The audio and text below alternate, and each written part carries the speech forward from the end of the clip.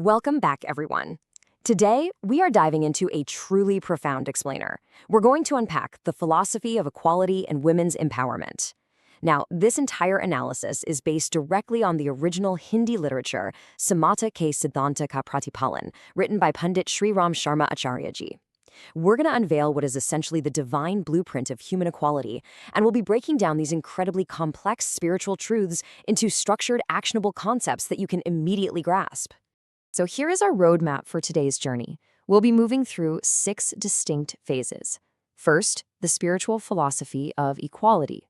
Second, the service path of saints. Third, discrimination and social decline. Fourth, the historical decline of women's dignity. Fifth, practical solutions for progress. And finally, Section 6, conclusion, upcoming women-led era.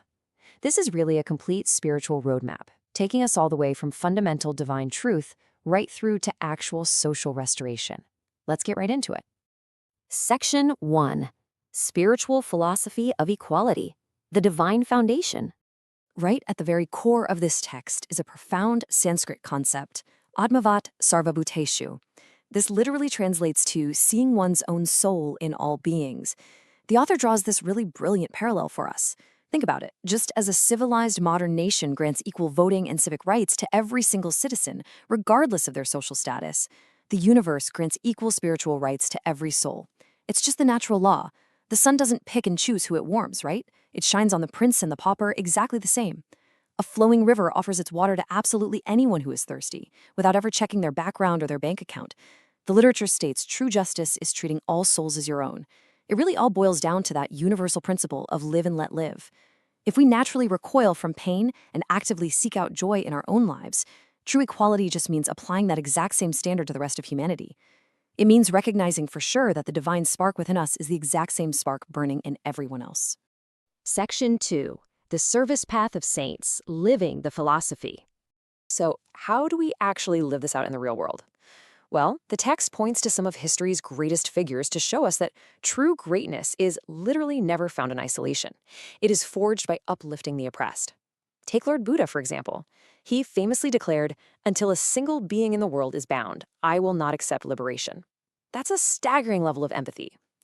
The literature reminds us that even the divine is characterized by this kind of supreme generosity, rushing to the aid of devotees like Sudama in his extreme poverty or Prahlad in his deep distress. And then there's the incredible historical account of King Shibi. He literally offered his own flesh just to protect a defenseless dove from a predator. The underlying philosophy here is pretty clear. A human being without compassion for the suffering of others is, in a way, merely an animal just existing for its own survival. True capability means you willingly share your strength and your resources to level the playing field for those who have been marginalized. Because ultimately, as the text emphasizes, compassion elevates the human soul. Section 3. Discrimination and Social Decline, the Human Deviation. Now, the author uses this really grounding, brilliant analogy to explain exactly where humanity strayed off the path. The quote is, "Threads together make strong cloth. Separated, they are merely trash." It's so simple, but so true. The literature argues impartially that whenever a society allows discrimination to flourish, and we're talking about divisions built on anything, caste, wealth, region, language, or gender, it essentially unravels the entire fabric of that nation, thread by thread. It triggers this devastating reverse cycle of disintegration. True peace, genuine progress, and prosperity, they aren't just accidental occurrences. They are entirely dependent on unity and mutual cooperation.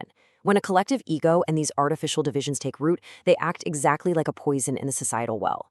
The text strongly warns that allowing these divisions to persist just halts all human progress. The fundamental rule of any successful civilization is that unity builds progress, discrimination destroys it. Section 4. Historical Decline of Women's Dignity, the Greatest Imbalance. Here, the literature points out what is arguably the most devastating deviation in all of human history, the systemic degradation of women. Now, in ancient times, women were deeply revered. The ancient scriptures were very clear that where women are respected, divinity itself resides. They were considered the absolute guardians and the deities of the household. But during the medieval era, those norms brutally shifted. Women were completely reduced to domestic dependence. They were confined to the shadows of the home, treated almost like caged birds, and viewed as subordinate staff rather than equal partners in life. The author uses a striking metaphor to illustrate this tragedy. Think of society as a chariot driven by two wheels. When half the population is oppressed, kept uneducated, and treated as a burden, society is basically attempting to drive forward on a broken wheel. It can't move. It just spins in painful, frustrating circles. This degradation wasn't just a loss for women, it was a massive, self-inflicted wound to the entire human race. As the text puts it, they went from divine guardians to domestic prisoners. Section 5. Practical Solutions for Progress, the Restoration. What's great is that the author doesn't just diagnose this huge problem, he lays out a highly practical, actionable framework to restore equality. He gives us 4 key pillars. First up, ensure female education. Denying women education arbitrarily limits their worldview and drastically stunts society's overall potential. It's just a fact. Second, share household chores. Domestic duties shouldn't fall exclusively on women simply by default. By actually sharing these tasks, we free up immense time and energy for women to develop their skills and contribute economically, socially, and intellectually to the world. Third, end son preference. And fourth, limit family size. Endless reproduction drains a woman's physical and mental capacity, while at the same time creating an unsustainable economic burden on both the family unit and the wider nation.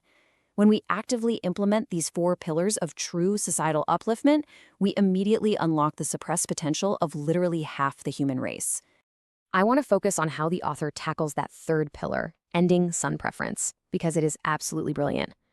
You know, society so often mourns the birth of a girl and celebrates a boy, operating on this deeply flawed assumption that only sons can carry on a lineage or offer substantial support in the future. The text just masterfully debunks this. Look at history's greatest titans for a second. Swami Vivekananda, Adi Shankara, Lord Buddha, Jesus Christ. None of them had a biological lineage that carried on their physical name, yet their greatness is immortal and recognized globally. On the flip side, look at the villains of mythology and history, like Ravana and Dhritarashtra.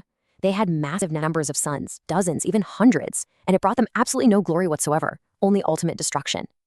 Furthermore, the literature highlights King Janak. His daughter Sita brought him infinitely more historical glory and reverence than any son ever could have. It's a really powerful reframing. The resounding truth we must accept here is that character outshines gender and lineage. Section 6. Conclusion. Upcoming women-led era, a prophetic vision. The text culminates in this incredibly bold, unequivocal prophecy regarding our immediate future. It states clearly, the next century will emerge as a women-led era. The author explains that, up until now, human history has largely been driven by male dominance. And sure, while there have been triumphs, this era has way too often been characterized by unchecked ego, violent conflict, and systemic destruction. But honestly, the world is exhausted by division. The upcoming era will require a profound energetic shift just for us to survive. It's going to be defined by the intrinsic qualities typically embodied by women: deep compassion, selfless service, quiet reverence, and incredible creative potential. We must actively prepare for this shift right now by empowering women at absolutely every level of society, because the healing of our entire global community literally depends on it. In this new dawn, compassion and creation will replace destruction. So, to summarize this profound journey we've been on today, we've learned that equality isn't just some modern political invention. It's a fundamental spiritual truth of seeing the exact same divine soul in everyone. We saw how human ego, artificial discrimination, and specifically the historical oppression of women basically halted our collective progress, acting like a broken wheel on the chariot of society. We explored the deeply practical, everyday cures required to fix this: sharing domestic responsibilities, aggressively prioritizing education, and abandoning outdated biases like son preference once and for all.